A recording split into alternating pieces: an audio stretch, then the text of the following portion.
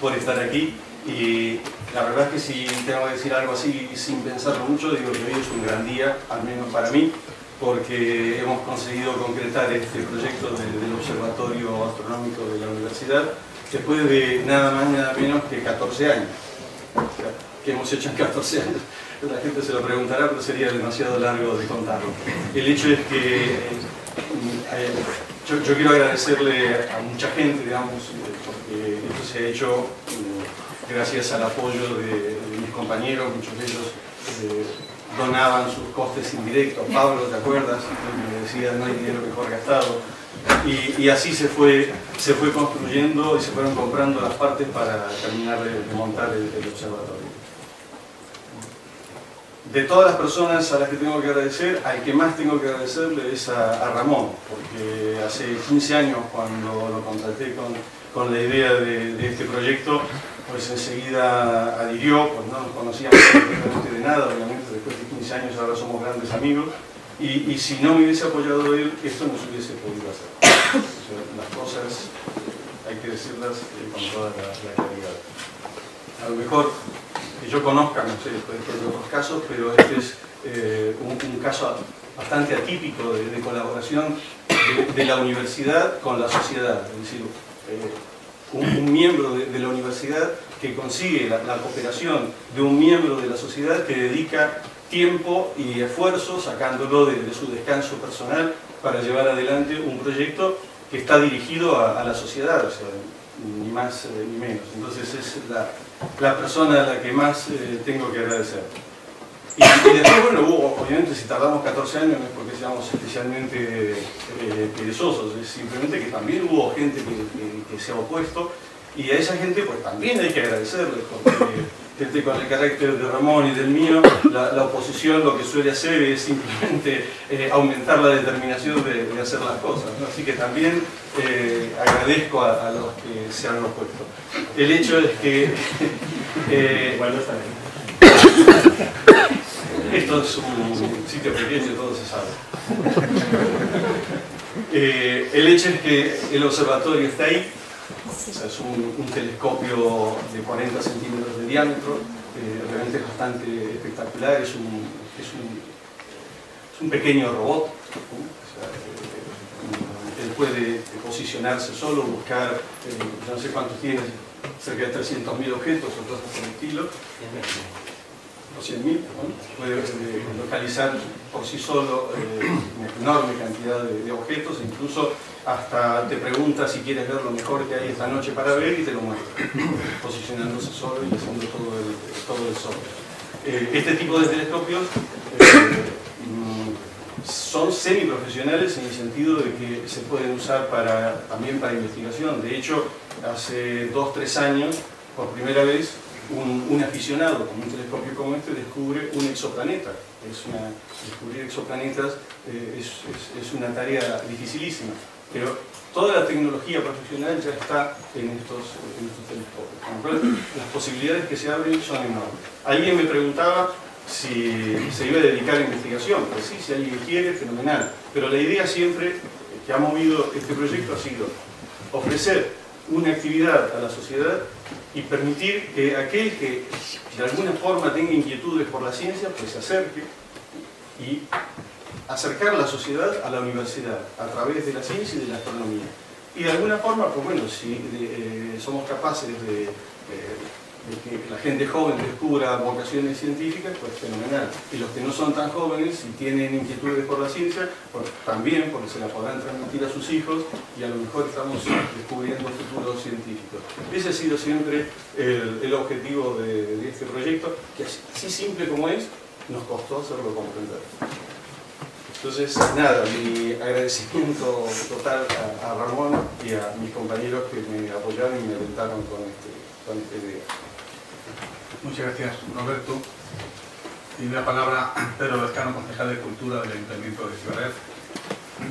Muy buenas. Sí, sí. Sí, bueno, muy buenas tardes a todos. Bueno, lo primero que quiero decirles es que yo vengo sustituyendo a nuestra alcaldesa, que me pide que les diga a todos que sienten estar aquí, pero estar fuera de la ciudad. Y bueno, pues nada, decirles que me estaban contando antes el proyecto, lo mío es la cultura en el sentido de las artes plásticas y el teatro, bueno, la ciencia a veces se escapa del ámbito mío y realmente es apasionante como antes de esta mesa pues me comentaban el proyecto, cómo se ha ido elaborando, cómo ha estado creciendo, cómo nos lo ha descrito ahora mismo Antonio Roberto.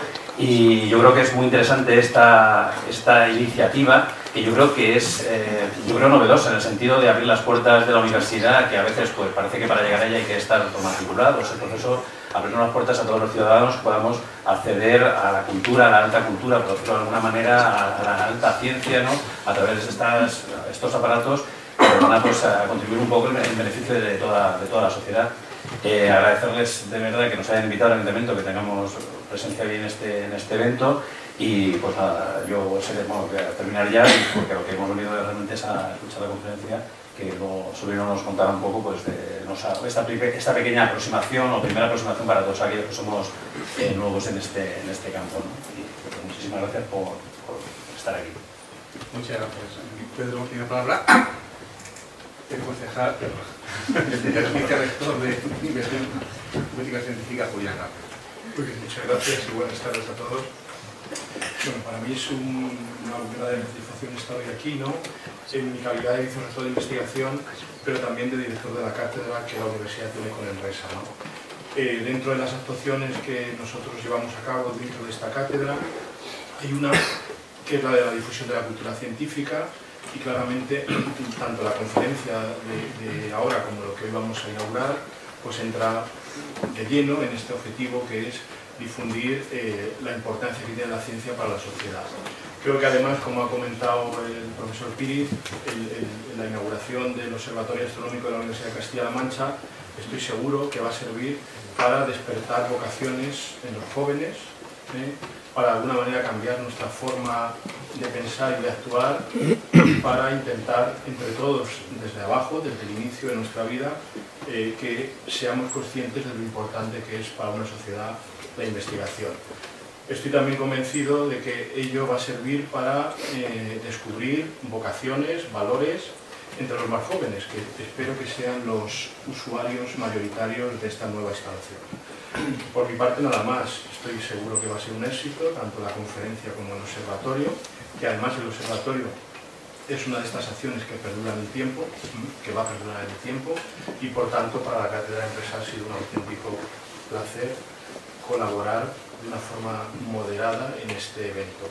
Y además agradecer a Roberto el esfuerzo que ha puesto en que esto salga adelante y también el esfuerzo que hace porque las actividades de la cátedra se coordinen en el campus de Ciudad Real, ya que él es el coordinador de la cátedra en este campus. Y nada más. Gracias. Muchas gracias, Julián. Como han dicho tanto Roberto como Pedro como Julián y también Ramón han dado a entender, hoy es un día de fiesta.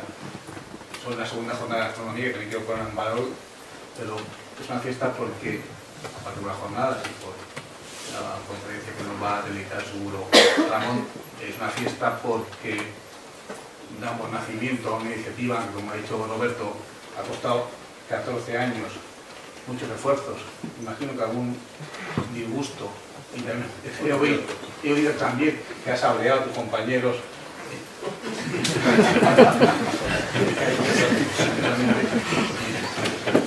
Es una fiesta que podamos poner en marcha esta iniciativa, que yo también a Roberto le conozco hace muchos años y también lleva muchos años trabajando estos temas. Me acuerdo que hacías ahí con tus estudiantes observaciones.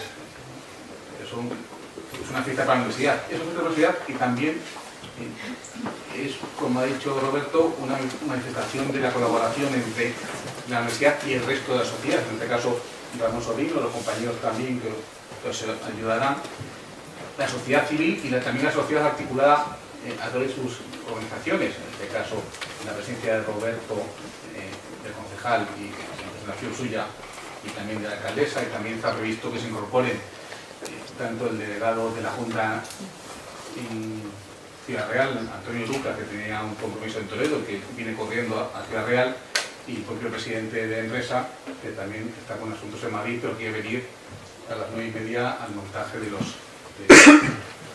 de los telescopios. Decía que es una fiesta, que pone en manifiesto la colaboración y pone en manifiesto también, como decía el Centro de Investigación, que hay que investigar. Hay que investigar, y lo que ha hecho Roberto y su equipo significa un ejemplo de que cuando pedimos la universidad apoyo para la investigación es porque queremos en la investigación y no nos importa o no nos ha importado dedicar sus fondos y su tiempo para montar esta iniciativa espléndida, pero que también debe ser una cuestión de manifiesto a las instituciones de investigación. Nosotros podemos ayudar y aportar a la investigación y poner nuestro esfuerzo, nuestro trabajo, nuestra imaginación, nuestro entusiasmo, pero necesitamos naturalmente el respaldo financiero que depende de los gobiernos. Y creo que también es importante resaltarlo. Es decir, queremos investigación, incluso a costa de nuestros esfuerzos personales y económicos propios. Eso se puede hacer en alguna ocasión, como esta, pero necesitamos el respaldo de las instituciones gubernativas. Pero hoy no vamos a reclamar esto, ya lo he reclamado, vamos a disfrutar de un día, de una fiesta, y estamos todos contentos, damos importancia, estamos relajados, pero estamos disfrutando todo lo de la mesa. Imagino que también todos vosotros disfrutaremos con la conferencia de Ramón, que ahora presentará Roberto, y luego con el montaje de los telescopios y la observación que esperemos descubrir algún cuerpo celeste nuevo. Muchas gracias a todos también por vuestra presencia, y también agradecer, ya todo lo he dicho en serio, pero también quiero agradecer solamente a Roberto por el esfuerzo, a sus colaboradores y también a los compañeros que habéis ayudado a Roberto. Nada, yo nunca hago las cosas esperando reconocimiento, pero cuando llega se agradece. Vale, ¿qué os parece? Roberto, presentas a... Sí, bueno, vamos a presentar a Ramón Sobrinas, el presidente de la agrupación astronómica de Miguel Turra. Todos estos señores de negro no buscan extraterrestres. No, se han puesto ahí porque para salir antes ir a montar los telescopios. Todas estas personas que están ahí son miembros de la agrupación, y bueno, actividades de este tipo se hacen periódicamente, incluso durante el día. Observaciones solares se han hecho en Miguel Turra, y siempre con gran afluencia de gente. Demuestra el interés que tiene la gente por esto. Toda esta gente es gente extraordinaria, empezando por Ramón y por los miembros de la agrupación, es gente increíble. O sea, si tuviésemos gente con esta pasión y esta vocación por lo que hace, esta vocación de servicio en la universidad mejoraría infinitamente, realmente. Porque lo hacen sacando tiempo de su descanso personal, fines de semana, domingos por la mañana, plantados en una plaza para que la gente pueda ver las llamaradas solares o las manchas solares, o por las noches. Es decir, realmente este ímpetu, si lo tuviésemos más distribuido en la universidad, realmente la universidad mejoraría infinitamente. Pero bueno, tenemos la suerte de que los tenemos colaborando con nosotros. Entonces, la charla de hoy es sobre asteroides, titulado Ramón, un campo de investigación, y bueno, es una de las cosas, por ejemplo, que se puede observar, ya lo contará él bien, con este tipo de telescopios. Y de hecho, los grandes telescopios profesionales normalmente no tienen tiempo disponible para dedicar a búsquedas de asteroides, y en gran parte los descubrimientos de asteroides del cometa se terminan realizando con telescopios de medida relativamente modesta, ¿no? O como este. Entonces, dejo la palabra a Ramón para que nos cuente. Sí, bueno, pues hemos elegido los asteroides como tema principal, como tema monográfico de esta presentación, porque, como ya avanzaba Roberto, los asteroides es un campo en el que los telescopios, como el que hemos instalado en el observatorio universitario, pues se desenvuelven bastante bien. No hace falta un gran telescopio de muchos metros de diámetro para descubrir un asteroide. Por el contrario, los observatorios profesionales más bien se dedican a otras cosas, como por ejemplo la búsqueda de planetas extrasolares, se dedican a los cuásares, los púlsares, galaxias lejanas y otro tipo de objetos de interés mientras que de otra manera algunas veces los astrónomos aficionados con equipos modestos desde sus observatorios o desde observatorios lejanos que se manejan desde un centro de operaciones por control remoto suelen dedicarse a la búsqueda de cometas y de asteroides. En estos observatorios no vamos a perder de vista, como es natural, el resto de cuerpos celestes. También observaremos la Luna, el Sol, las estrellas binarias, el cielo profundo con los cúmulos globulares de estrellas, las galaxias y las nebulosas. Pero sí que, insisto, se desenvuelven bastante bien estos telescopios en la búsqueda de asteroides.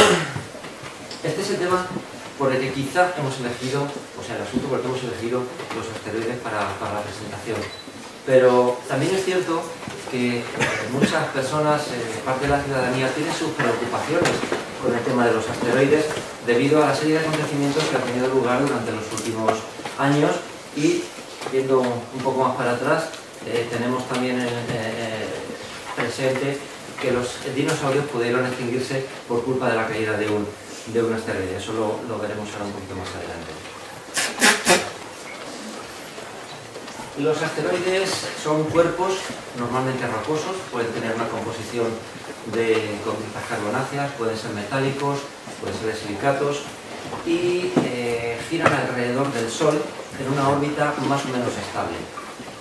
La formación de los asteroides está presente en el inicio del Sistema Solar, hace ya unos 4.600 millones de años, y están ubicados en diferentes zonas del Sistema Solar, normalmente en una franja de unos 15 grados de anchura, en la que también se encuentran el resto de los planetas y se corresponden con una franja celeste que llamamos la eclíptica, que es por donde circulan el Sol, la Luna y los planetas. Es cierto que también hay algunos otros asteroides que están en una banda un poquito más ancha, de unos 18 grados, y ocasionalmente, y de forma muy rara, algún asteroide se sale, debido a su inclinación en su órbita alrededor del Sol, se sale de esta franja.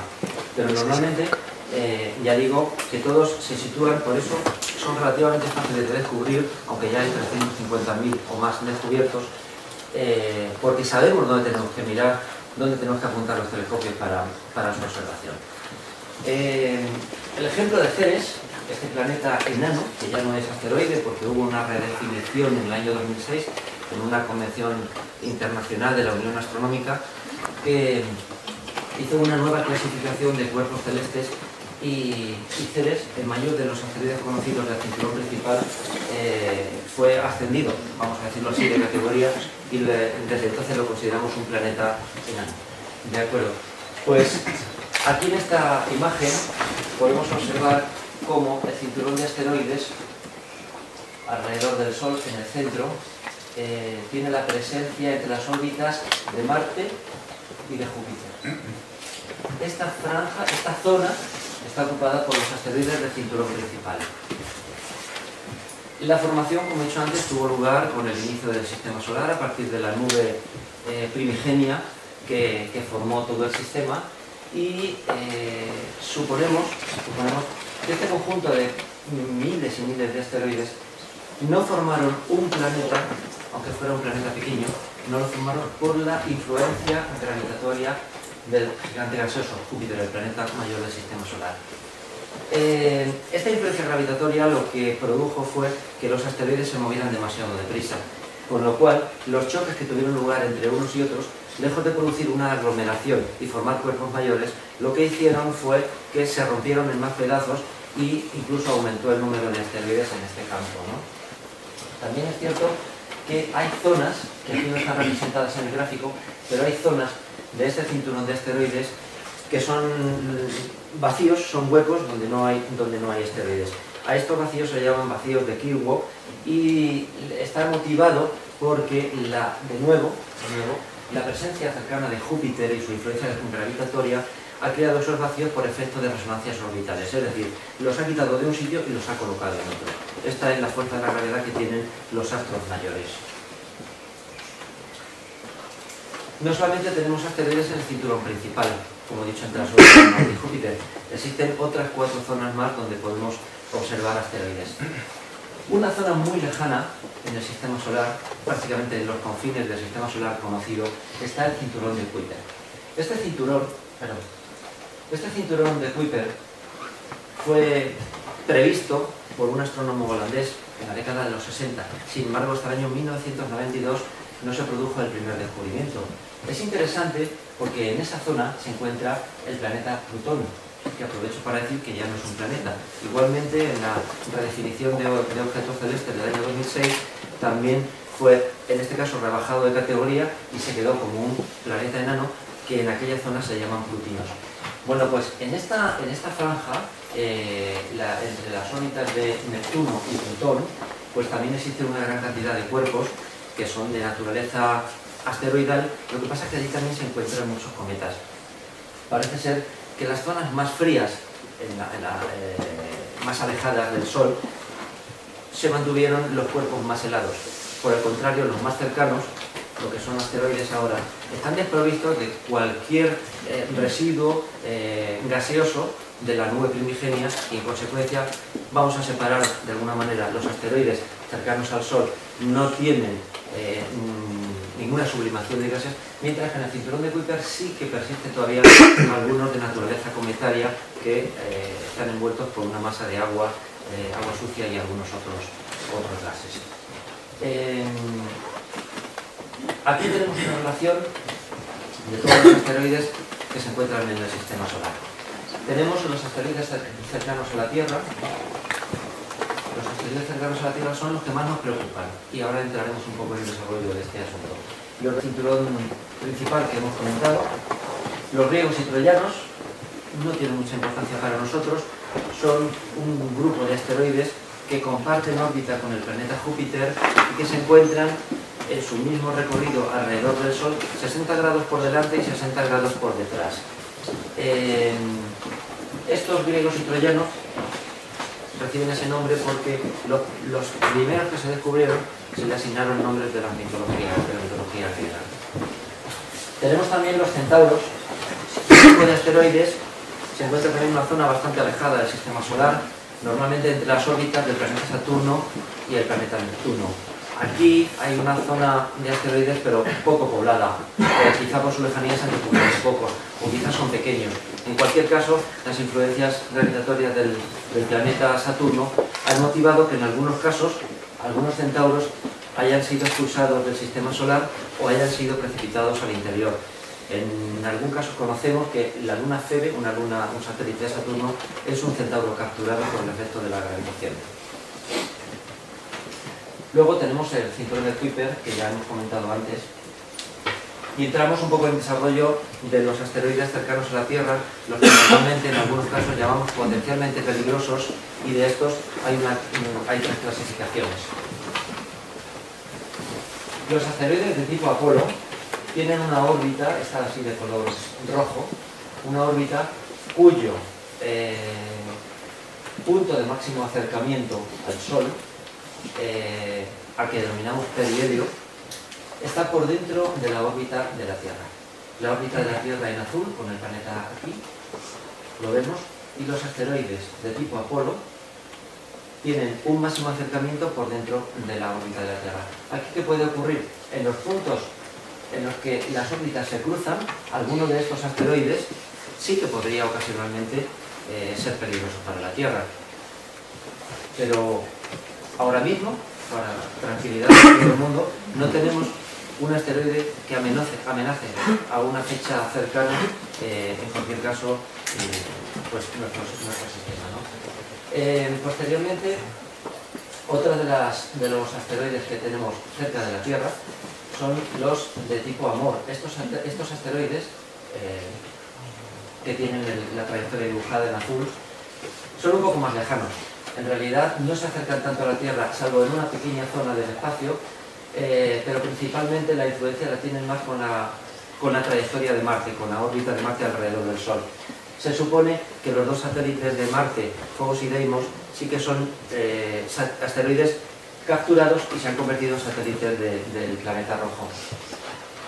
Y los más peligrosos, estos sí que son peligrosos, son los de tipo Atón. Los atones, este gráfico de aquí, casi comparte órbita con la Tierra.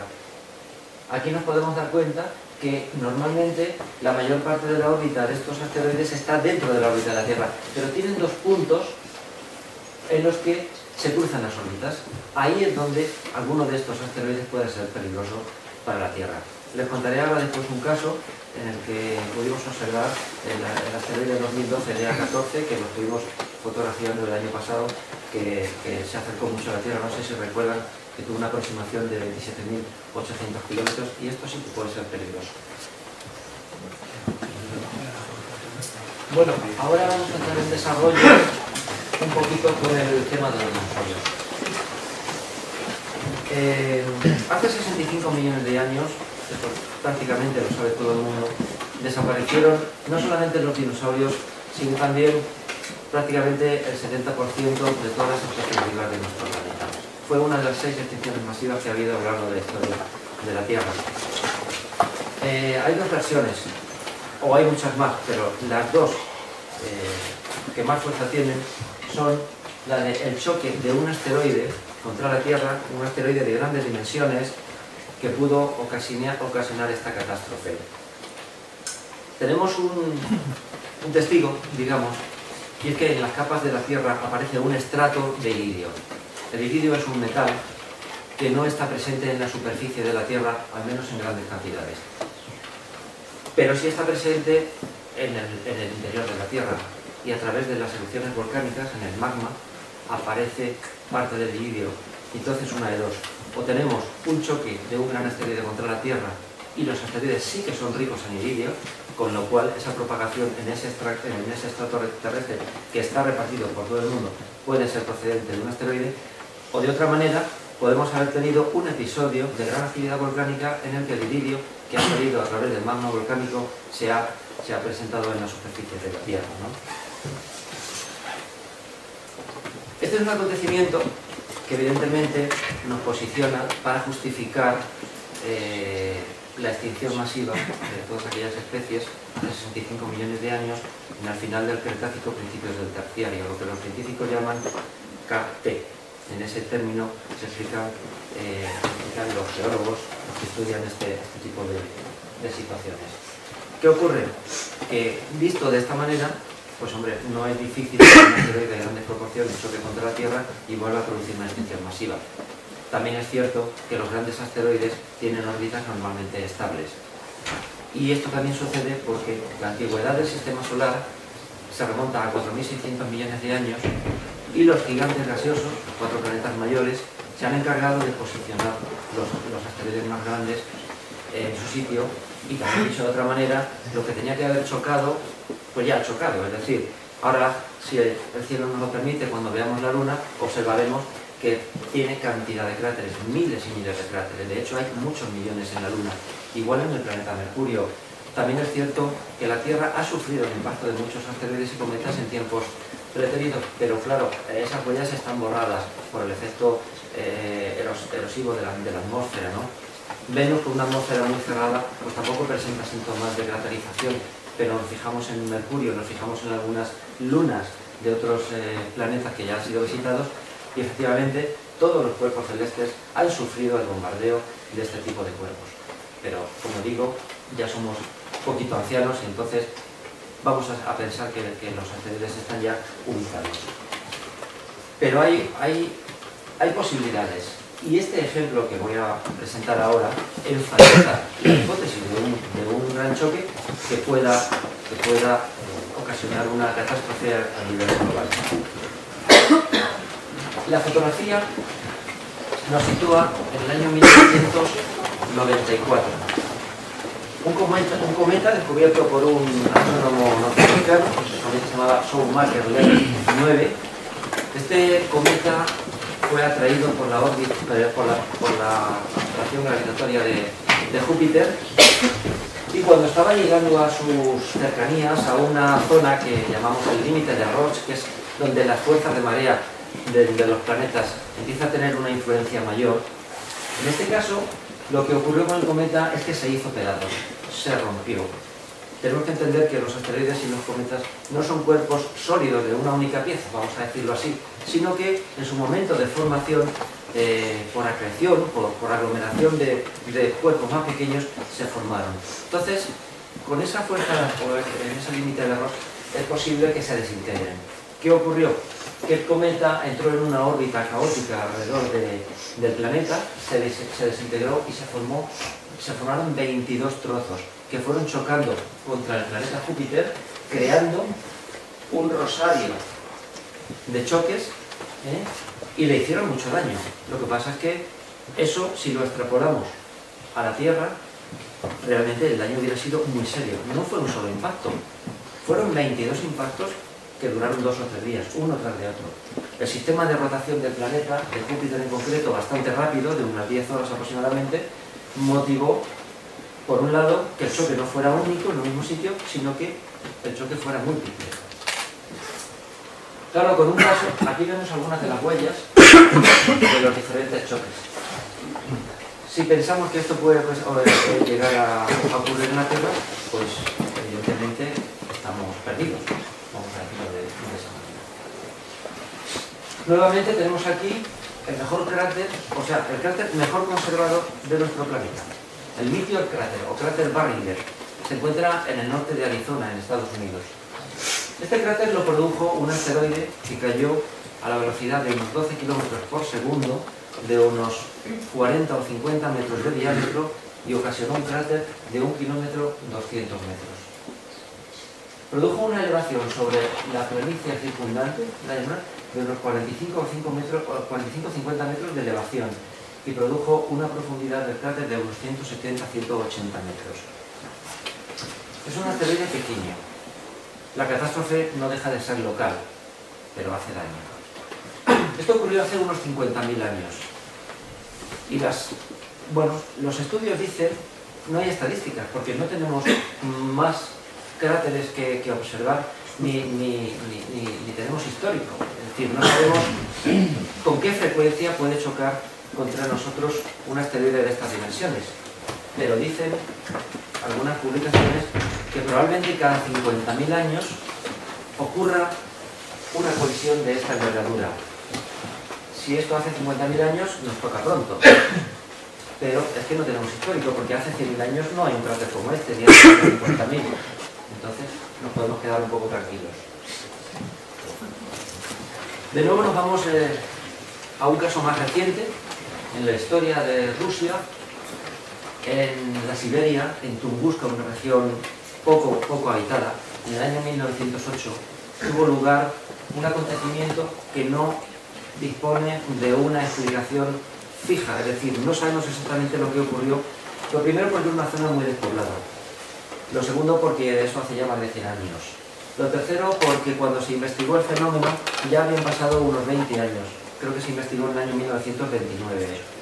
Entonces, cuando llegó el equipo científico a ver qué había ocurrido, se encontró esto. Esta fotografía es del momento.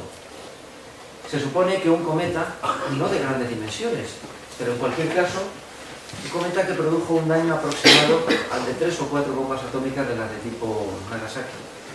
Es decir, con, no sé, 40 o 50 kilotones de TNT. Lo que ocurrió es que ese cuerpo extraterrestre debió explotar en el aire. Debió explotar en el aire porque no existe cráter. Si tuviéramos un cráter, pues teníamos algo en lo que basarnos, pero al no haber cráter, se supone que explotó en el aire. Y es posible, y de hecho ocurre muy a menudo. Muchos de los meteoritos no llegan a Tierra porque se desintegran. Ejemplo de las estrellas fugaces, que son cuerpos minúsculos que entran en la atmósfera a gran velocidad y por el efecto de rozamiento se vuelven incandescentes, hay un ascenso de la temperatura prácticamente inmediato y entonces se desintegran. Esto ocurre con los cuerpos también más grandes. En algunos casos, con núcleos metálicos o rocosos, de mucha densidad, lo que ocurre es que llegan a impactar contra la superficie. Si fuera un cometa, que es lo más probable, se desintegró antes de llegar a la superficie, pero muy cerca de ella. Y lo que hizo fue que los bosques, en un área de unos 2.000 kilómetros cuadrados, los tumbó de forma radial, y el ejemplo lo tenemos con los árboles, todos miran en el mismo sentido. Esta es una fotografía más reciente, todavía quedan restos, si se ven aquí los árboles todavía tumbados. Se ha repuesto la zona, pero todavía queda. Y mucho más reciente, el 15 de febrero del año pasado, a Rusia de nuevo, a la ciudad de Chelyabinsk, llegaba un asteroide que produjo también Bueno, la alarma, principalmente la alarma, porque daños, no hubo daños cuantitativos, sí que se rompieron las puertas y ventanas de edificios, la gente se asustó y dicen que hay unos 1000 heridos por estas causas, ¿no? Las ventanas que se rompieron, gente que trabajaba en las oficinas, pues les hicieron algún daño. Esto también demuestra que todo esto es relativamente fácil y posible, pero bueno, por suerte este pequeño meteorito no tuvo mayores consecuencias. También se desintegró en el aire. Aquí hay una fotografía prácticamente de la explosión o un poquito antes de explosionar. Y entonces uno de los fragmentos metálicos de este asteroide impactó contra un lago y este es el cráter que hizo. Posteriormente sabemos que ese fragmento del asteroide fue recuperado. En este caso el asteroide no era mayor que un coche grande, una furgoneta o algo así, estiman en unos cuantos metros de diámetro. En cualquier caso, si cae en un edificio, pues, se produce un daño importante, ¿no? Bueno, pues aquí tenemos, en este caso, la órbita del asteroide 2012 DA14. Precisamente ese mismo día, el 15 de febrero del pasado año, de 2013, coincidiendo con el meteorito de Chelyabinsk, por la noche pudimos observar un asteroide que cruzó muy cerca de la Tierra. Este asteroide tiene una historia un poco larga, principalmente porque fue descubierto por astrónomos aficionados.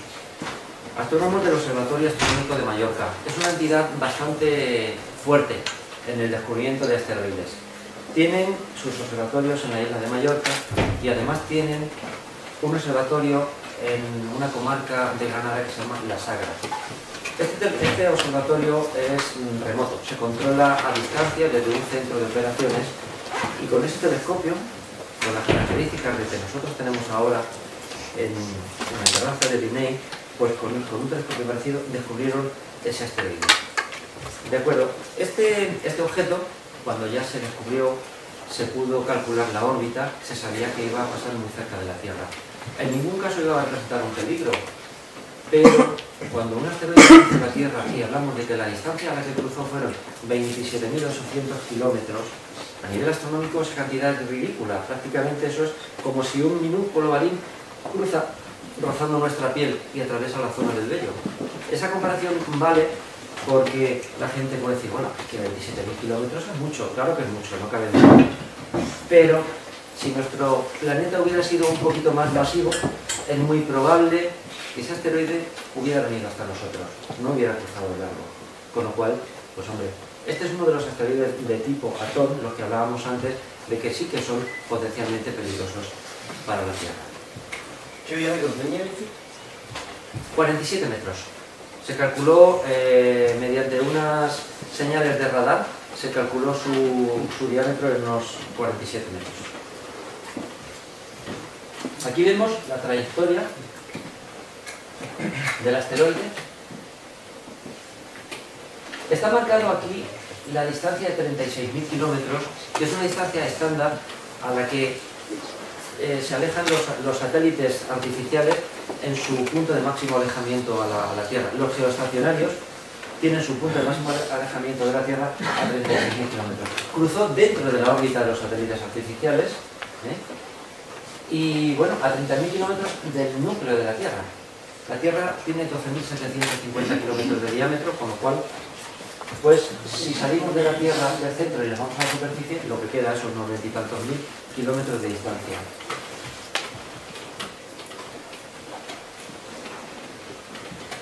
Estas son las imágenes del asteroide descubierto por estos compañeros, los colegas del Observatorio Astronómico de Mallorca. Vemos ahí una rayita, vemos aquí otra y vemos otra. Este es el avance en la misma placa fotográfica que se hizo para descubrirlo. Nosotros, desde la Agrupación Astronómica de Miguel Turra, en un observatorio que tenemos en un paraje llamado Peña la Rosa, allí en el término de Miguel Turra, tuvimos la oportunidad de seguir el asteroide y registrarlo. Aquí vemos una fotografía en falso color al que se le ha pasado un filtro para hacer un filtro de contraste, para ver que en una exposición fotográfica de 20 segundos produjo un trazo muy largo. Eso nos dice lo rápido, la rapidez con la que se movía en el espacio. Aquí vemos una fotografía real, no tiene muy buena calidad al ampliarla, pero vemos aquí de nuevo el trazo. El resto de objetos brillantes son estrellas de fondo, y bueno, aquí vemos una galaxia lejana. La fotografía no pretendía ser muy buena y ofrecer un detalle del campo estelar, sino de registrar el paso del asteroide. Esto fue un poquillo complicado porque un objeto estático que miramos con el telescopio, con unos prismáticos que lo observamos, es relativamente fácil, pero cuando un cuerpo se mueve a una velocidad tan rápida, lo que tenemos que hacer es buscar sus coordenadas, es decir, por el cálculo de la trayectoria, de la órbita, buscar qué coordenadas va a tener, por ejemplo, de aquí a 3 minutos. Introducimos las coordenadas en el telescopio, un telescopio automático, y el telescopio se posiciona. Y entonces tenemos que esperar a que cruza. Y eso fue lo que hicimos. Posicionar el telescopio, pulsar el disparador de la cámara en una posición larga y esperar a que cruzara. Finalmente obtuvimos ese resultado. Era la primera vez que lo hacíamos, nos salió bien y tenemos nuestro registro. Cosas de este tipo y de mucha más importancia son las que se pueden hacer hoy día desde el mundo de los aficionados, ¿no? Aficionados que ponen mucho interés, mucho empeño y que finalmente algunos de los resultados pueden servir a la comunidad astronómica internacional, a los profesionales en el mundo de los asteroides, los cometas y otro tipo de objetos celestes. Vemos aquí un equipo montado para la observación de asteroides, para la búsqueda. Tenemos un telescopio principal con una cámara de alta sensibilidad, una cámara tipo CCD o CMOS de altísima sensibilidad que registra los cuerpos celestes. Menos la Luna, el Sol y los planetas, el resto de cuerpos celestes son bastante débiles, del orden de magnitudes incluso de veces decenas de miles más sensibles que lo que nuestro ojo puede captar. Para eso recurrimos a este instrumental. En la parte de arriba tenemos un telescopio paralelo al que a veces también se coloca en la parte posterior, en el ocular, se coloca una cámara secundaria que nos sirve de guiado, y en la cámara principal registraremos las fotografías que hagamos. ¿Cómo se descubre un asteroide? ¿Qué métodos empleamos para hacerlo? Pues con un equipo de este estilo lo que hacemos es definir, establecer sobre un programa de fotografía, de observación, qué parcelas del cielo situadas, donde antes hemos dicho, en la zona donde se mueven los asteroides, pues allí nos situamos y establecemos parcelas a través de una serie de coordenadas celestes, que son las que nos dice qué queremos fotografiar y qué hemos fotografiado antes, para no repetir, ¿vale? Originalmente, estas placas fotográficas serán de mucha exposición, probablemente de media hora de exposición, y se registrarán en el fondo una serie de objetos brillantes que normalmente serán estrellas. En algunos casos aparece el trazo de un asteroide. ¿Por qué las estrellas son puntos y los asteroides son rayas? Porque el asteroide tiene un movimiento propio, y ese movimiento propio es muy rápido. Y entonces ahí es donde quedan impresionados sobre el chip, queda la señal del asteroide. En algunas placas fotográficas pueden hacer varios. Y entonces lo que hacemos es, mediante un sistema de software, consultar los catálogos de asteroides que ya están registrados, y en ese caso ver si lo que hemos captado en la imagen es un asteroide nuevo o es un asteroide que ya ha sido descubierto. En cualquier caso, si está claro que el asteroide ha sido descubierto, lo debemos descartar. Pero si en otro caso hay una sospecha de que el asteroide puede ser nuevo, lo que hacemos es enviar los datos, todos los datos, fotografía, posición de coordenadas, al Centro de Planetas Menores, que es una institución que se dedica a regular todos los descubrimientos y el cálculo de las órbitas de este tipo de cuerpos. En este caso, si hemos descubierto un asteroide nuevo, se nos comunicará al cabo de unos cuantos días con una designación provisional y se seguirá investigando, se seguirá calculando su órbita y con las siguientes observaciones quedará definido si el asteroide es nuevo o no. Nosotros podemos ponerle el nombre, lo consultamos y se nos puede permitir bautizar ese asteroide por un nombre que nosotros queramos. Normalmente los asteroides no los vamos a conseguir en la primera placa fotográfica que tengamos. va a llevar muchísimo tiempo. Es decir, cogemos una placa fotográfica y ya tenemos un registro, pero después de media hora podemos hacer del mismo sitio otra placa fotográfica y así sucesivamente. Una noche de trabajo nos puede ocupar haber hecho unas cuantas tomas y luego mediante el software adecuado hacer una comparación. Es decir, hay software que lo que hacen es solapar una imagen con la otra, registrando las imágenes de las estrellas de fondo. Los software se posicionan y lo que hace es reconocer qué objeto se ha podido mover. Y en ese caso estaríamos captando un objeto muy débil, pero que nos sirve como registro, ¿no? Y a partir de ahí investigar a ver si es uno nuevo o no lo es. El mejor momento de un asteroide para que sea descubierto es cuando se encuentra en la oposición. La oposición es cuando un cuerpo que está en una órbita exterior a la de la Tierra, en el caso de los asteroides más lejos que la órbita terrestre, se posiciona en línea recta entre la Tierra y el Sol. Es la menor distancia posible. Entonces es cuando es mucho más fácil descubrirlos. Porque un asteroide, los grandes ya han sido descubiertos, los más brillantes, todos estos fueron descubiertos en otros tiempos, pues sobre todo Ceres, por ejemplo, Vesta, Juno, Palas, todos estos asteroides ya fueron descubiertos. ¿Qué nos quedan? Los más débiles, los más pequeños, en algunos casos los más lejanos. ¿Qué buscamos? Una zona donde cualquier asteroide que cruza por allí, que significa la oposición con la Tierra, es donde más fácil lo vamos a tener. En algunos casos los asteroides son tan débiles que no nos sirve una exposición con un telescopio pequeño de media hora. A lo mejor nos tenemos que ir a varias horas de registro, varias horas de exposición. Y eso, en algunos casos, a veces vemos fotografías de asteroides y decimos, es que esto es ridículo, esto aquí casi no se ve nada. Y sin embargo se trata de un asteroide pequeño o lejano, pero así es, ¿no? Por eso decimos que tenemos que irnos a las zonas donde se supone que se encuentran los asteroides, en una franja de aproximadamente unos 15 grados, en la zona de la eclíptica, que es por donde ellos orbitan alrededor del Sol. Hace, bueno, el siglo XIX, en el año 1801, cuando Josep Piazzi descubrió Ceres, lo hizo, por supuesto, de forma visual, es decir, un telescopio, y ellos entonces en aquellos tiempos se dedicaban a buscar planetas. Registraban, cartografiaban a mano todo lo que se veía en el ocular y después seguían noches volviendo a observar y observar, y lo que hacían era contrastar los gráficos que habían hecho sucesivamente, y así podían llegar a descubrir algún planeta o algún asteroide. Ahora, evidentemente, eso no tiene sentido, porque sería imposible, ya lo digo, descubrir asteroides por métodos visuales a través de un telescopio. Lo normal es que utilicemos el método de la cámara de alta sensibilidad para poder registrar. La presentación se acaba aquí. No ha sido muy larga, pero tampoco queremos cansarlos, y ojalá el cielo nos permita hacer ahora una observación, al menos de los planetas en la Luna. Yo les propongo ahora un turno de preguntas y, por favor, pues si alguien tiene alguna duda...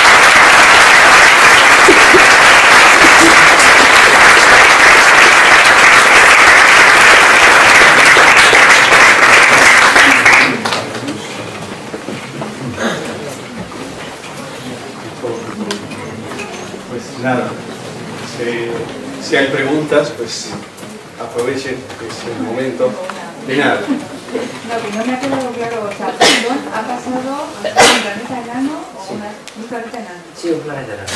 ¿Hay planetas enanos? Sí, sí. A ver, los planetas originalmente eran 9, ¿no? Desde el año 1930, en el que se descubrió Plutón, pues eran 9 planetas. Ahora los planetas se llaman planetas mayores, ¿no? Pero la naturaleza de Plutón, un poco por el sitio donde se encuentra, ¿no? El cinturón de Kuiper, en una zona muy alejada del sistema solar. También un poco porque es muy pequeño. Plutón tiene 2.500 kilómetros de diámetro.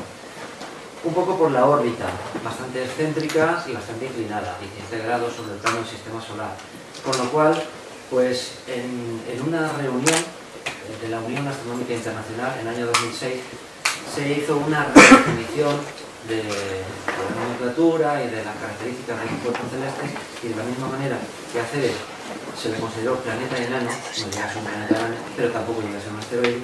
A Plutón se le rebajó de categoría y entonces se le clasificó como planeta enano o Plutino por encontrarse en la zona donde está. ¿Y cuántos planetas enanos hay? Bueno, en la zona del cinturón de Kuiper hay varios. Hay varios como Plutón, también ya digo que se llaman Plutinos. En el cinturón principal solo está Ceres. Por ejemplo, en el cinturón de Kuiper, cerca de Plutón, un poco más alejado, hay otro que se llama Eris y tiene incluso un satélite que se llama Nisnomia, que está circulando alrededor de él. Sí. Incluso Plutón se le han descubierto ya 5 satélites. Por pequeño que sea, tiene más que la Tierra. Son particularidades de la ciencia astronómica. Hay cosas así. Más preguntas. No tengan miedo, ¿eh? Bueno, yo tengo una. Sí, sí. Aunque me han informado de que no han hablado nada de Más cometas. alto, más alto. Me han informado de que en la charla creo que no han hablado nada de cometas. Sí. El tema de esto de este año, de que van a pasar, bueno, uno ya ha pasado de 2 cometas, para el tema de la observación, como la sociedad, como lo han planteado. Sí, vamos a ver. El tema de los cometas es bastante complicado. Me explico. El cometa o pasa muy cerca de la Tierra o prácticamente no se ve. Entonces, tuvimos un ejemplo el año pasado, no sé si recuerdan el cometa Ison, que se desintegró en el perihelio cerca del paso más cercano del Sol. Pues este sí que fue un cometa brillante, ¿vale? Pero los cometas normalmente se registran en fotografías y ya digo, o es muy brillante, muy cerca de la Tierra y lo podemos observar con prismáticos, con telescopios y en algunos casos a simple vista, o los cometas son bastante complicados, porque si son débiles no ofrecen mucho. De hecho, no pasan de ser un núcleo un poquito brillante y una coma, pero los cometas tienen un paso bastante rápido, digamos, es muy efímero y no siendo que sea muy grande y cercano, no los vemos bien. Ahora mismo no tenemos en nuestro calendario la observación de cometas porque los que hay cercanos son bastante débiles. Pero vamos, en cualquier caso, nuestro campo de investigación también está centrado en los cometas. O sea que será posible observar un cometa alguna vez. Ya digo que de inmediato no hay ninguno a la vista, pero sí puede ser. Más preguntas. Sí, ha comentado antes, Pablo. ha comentado antes que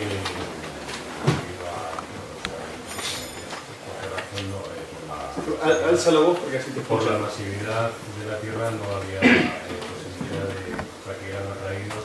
No existe ninguna posibilidad de que se queden en una órbita geoestacionaria a un asteroide. Sí. ¿Existe? Sí, existe la Asteroides posibilidad. observando, ¿no? Existe la posibilidad, sí. A ver, las órbitas geoestacionarias vienen dadas a los satélites porque están siempre en el mismo punto y según gira la Tierra van girando los satélites para estar siempre emitiendo la señal según el cometido que tenga dicho satélite para que esté emitiendo siempre en el mismo sitio. Para conseguir esto, como los satélites girando en una órbita cercana a la Tierra a la misma velocidad se caerían para abajo, lo que hacen es crear una órbita muy alargada. Entonces van estando siempre en la misma posición. Vale, un asteroide no sé exactamente si podría posicionarse en una órbita geoestacionaria, no lo sé, me parece que no, porque la influencia gravitatoria no lo va a dejar, creo que no. Bueno, No existe ninguno, me ha comentado que alguno de los asteroides en su momento Sí, pero son pero es que pueden estar en órbitas, claro que sí, pero no en geoestacionaria. Es que es diferente, es un poco diferente. Pero evidentemente sí, hemos hablado de Fede, la luna de Saturno, que sí que fue un centauro capturado y que está girando alrededor del planeta. Alrededor de la Tierra no hay ninguno que esté orbitando. No, hay uno que tiene una curiosidad. Del tipo de atón, de los que comparten, o casi comparten órbita, o casi igual que la de la Tierra. Lo que pasa es que a veces se cruzan con la órbita de la Tierra justo cuando están llegando a ella.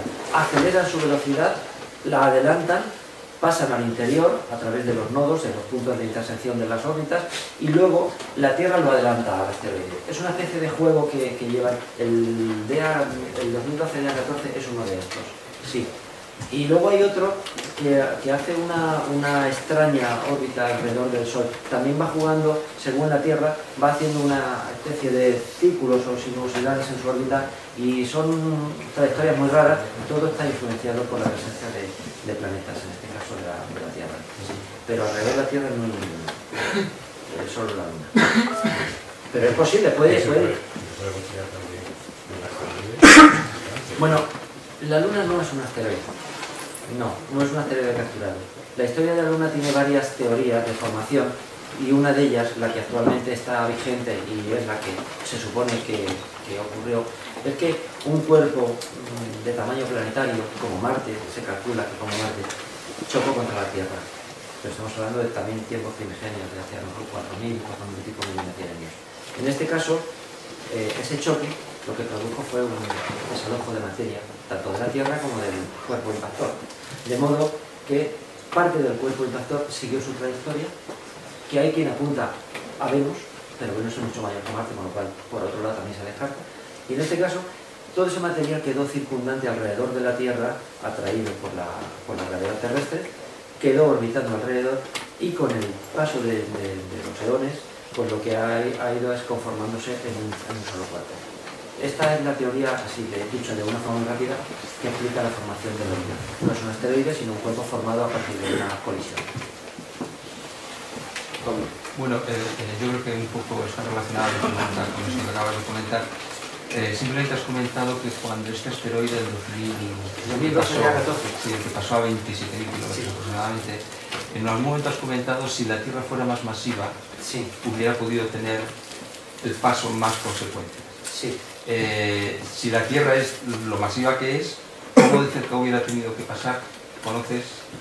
No, para que hubiera tenido la cosa más porque la trayectoria de la asteroide se viene modificando desde tiempo atrás. Es decir, originalmente el cometa Schumacher-Levy, que chocó contra Júpiter, pues tenía su trayectoria, pero al entrar en la influencia gravitatoria del planeta se desvió. Entonces todo depende de la masa. Probablemente si el asteroide con una Tierra más masiva a la misma distancia hubiera sido atraído. Si originalmente el asteroide tuviera su trayectoria a esa distancia, a la que pasó, con un planeta más masivo, probablemente hubiera sido atraído. O también puede ocurrir una cosa: la velocidad que adquiere como un tirón gravitatorio, como una asistencia gravitatoria, que es como se llama el término, pues hubiera adquirido más velocidad y antes de que la Tierra llegue al punto de encuentro, el asteroide ya se hubiera alejado. Podría haber pasado una de las dos cosas. ¿Más preguntas? Aquí de joven. Aprovechen. Bueno. Pues si sí, no. El fenómeno que ocurre de la laguna de San Lorenzo, como ha tirado antes la estrella que es una estrella que está por la mente, ese fenómeno que ocurre anualmente, son asteroides de la zona estacionaria o es... No. Las lluvias de estrellas están provocadas por la presencia de los cometas. Es decir, cuando un cometa se acerca al interior del sistema solar, hay cometas periódicos que giran alrededor del Sol, con órbitas muy estiradas, muy elípticas, muy estiradas. Entonces, tienen un punto de máximo acercamiento al Sol y otro de máximo alejamiento. En esos pasos coincide la trayectoria del cometa con la trayectoria de la Tierra. El cometa ha pasado primero, luego la trayectoria de la Tierra se cruza con el enjambre meteórico que ha dejado el cometa a su paso. Es un rastro, llamamos enjambre meteórico o resto meteórico, porque las partículas del cometa, por efecto de la sublimación en las cercanías del Sol, se van quedando en el espacio, también girando alrededor del Sol, pero algunas coinciden con la trayectoria de la órbita de la Tierra, y cuando la Tierra cruza, esas partículas caen y por rozamiento con la atmósfera se incendian. Esos son estrellas fugaces o meteoros. Los meteoritos son aquellos que llegan a impactar contra la superficie. Entonces, todas las lluvias de estrellas, y hay muchas, las de San Lorenzo son las de San Lorenzo son las más famosas, que son las Perseidas, que ocurren en agosto, pues son muy famosas porque en algún momento hubo una lluvia muy intensa y además cae en verano, la gente puede observarlas, es muy cómodo y todos los años se publicita la observación de las lluvias de San Lorenzo. El origen está en los cometas, en las partículas que van dejando como un rastro alrededor del Sol de su órbita. Ese es el ¿Otra pregunta? ¿Más preguntas? ¿Se conoce la edad de la Luna? Exactamente no. Se sabe que fue en tiempos recién iniciado el sistema solar. Si el Sol está en torno a los 4.600, 5.000 millones de años de antigüedad, la formación de los planetas viene un poquito después. Y la Luna también se sabe que porque se ha estudiado su superficie, porque hemos traído rocas desde allí hasta aquí, por otros motivos se conoce la figura de Luna muy cercana también a los 4.600 millones de años, con lo cual significa que muy recién formados los planetas se pudo producir ese impacto. No es una teoría definitiva. Es cierto que es la última que está presente y que ha desbancado unas 4 o 5 teorías de otro tipo, como la de la captura, por ejemplo, la de la formación en conjunto Luna-Tierra, en pareja, en fin. Pero, ya digo, en cualquier caso, la edad de la Luna es muy similar a la de los planetas.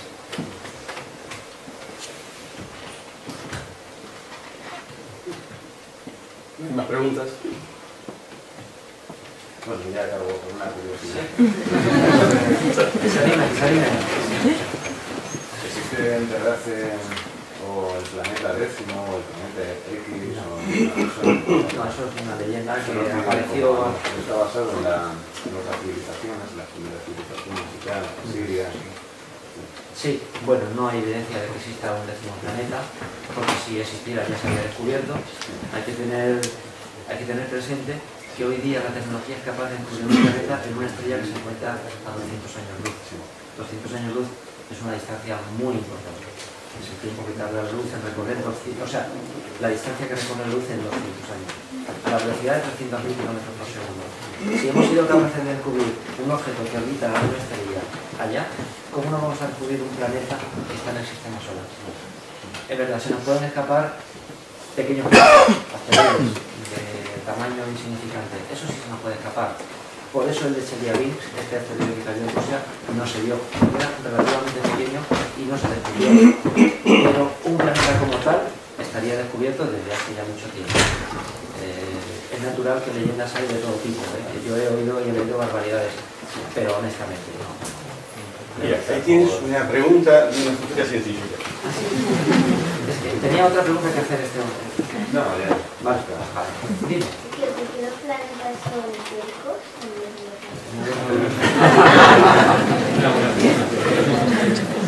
Sí.